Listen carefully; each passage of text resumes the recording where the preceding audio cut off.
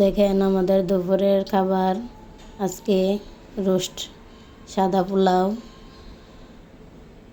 কাবাব, সালাদ।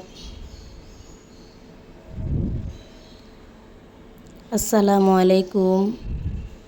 আমি সুমাইয়া আক্তার ঢাকা থেকে বলছি। আশা করি আল্লাহর অশেষ রহমতে আপনারা সবাই ভালো আছেন। আজকে আমি আপনাদের সাথে রোস্ট রেসিপি শেয়ার করব। চিকেনগুলোকে ভালো মতন ধুয়ে নিয়েছি। এখন তেল দিয়ে দিয়েছি। তেলটা গরম হয়ে আসলে চিকেনগুলো দিয়ে দিলাম। আমি এপিঠ ওপিঠ উল্টিয়ে চিকেনগুলোকে ভেজে নেব। চিকেনগুলো আমার ভাজা হয়ে গেছে। এখন আমি উঠিয়ে নেব। ওই তেলের ভিতরে আমি পেঁয়াজ বাটা দিয়ে দিয়েছি 5 টেবিল চামচ। আপনারা একটু ঝোলটা ঘন খেতে চাইলে আপনারা পেঁয়াজ বাটা বেশি করে দিতে পারেন।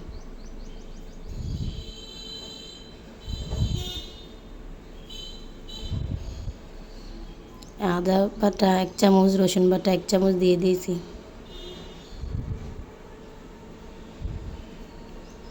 এর এখন তেলের সাথে নেড়ে নেব, যেমন কাঁচা গন্ধটা না থাকে।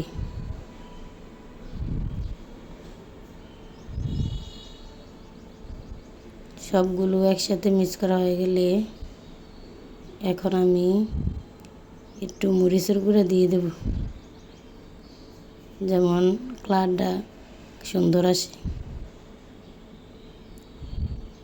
মরিচের গুঁড়া দিলে রোস্টের কালার সুন্দর আসে। বেশি দিবেন না, একটু দিবেন। ধনিয়ার গুঁড়া দিয়ে দিয়েছি, জিরার গুঁড়া, ধনিয়ার গুঁড়া, জিরার গুঁড়া 1/2 চা চামচ।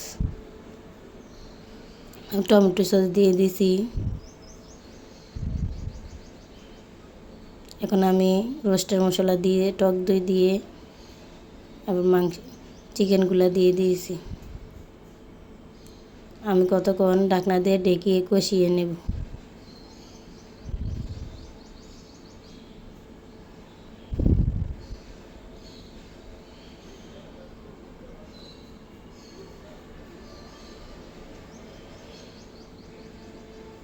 কষানো হয়ে গেছে। এখন আমি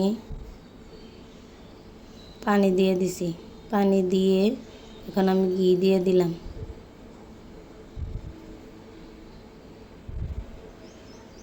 ঘি দিলাম 2 টেবিল চামচ।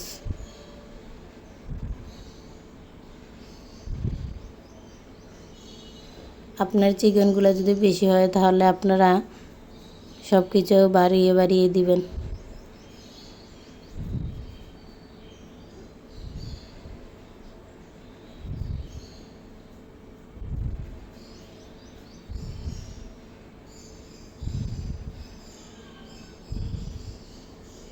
আমি 2-3টা কাঁচামরিচ দিয়ে দেব।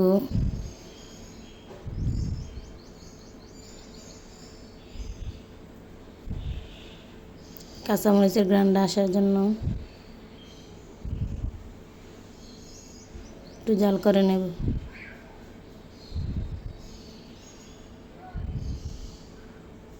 আমার রান্না করা হয়ে গেছে চিকেন রোস্ট। কেমন হয়েছে কমেন্টে জানাবেন।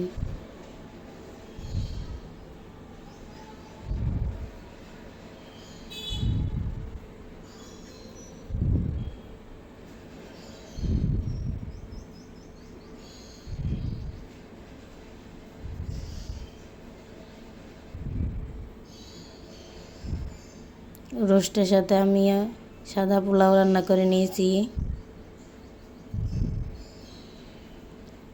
এখন আমি পোলাওগুলোকে ঢাকনা দিয়ে ঢেকে দমে রেখে দেব। তাহলে আমার পোলাওটা ঝরঝরে হবে, ভিতরেও কোনো শক্ত থাকবে না। রান্না হয়ে গেছে।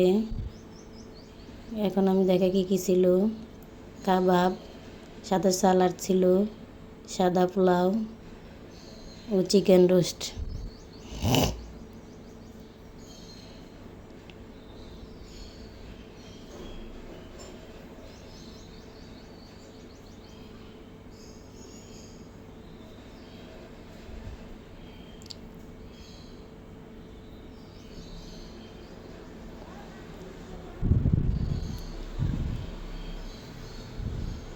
আমি আমার বাচ্চাদের জন্য প্লেট রেডি করে নিয়েছি, এখন ওদেরকে খাওয়াই দেব।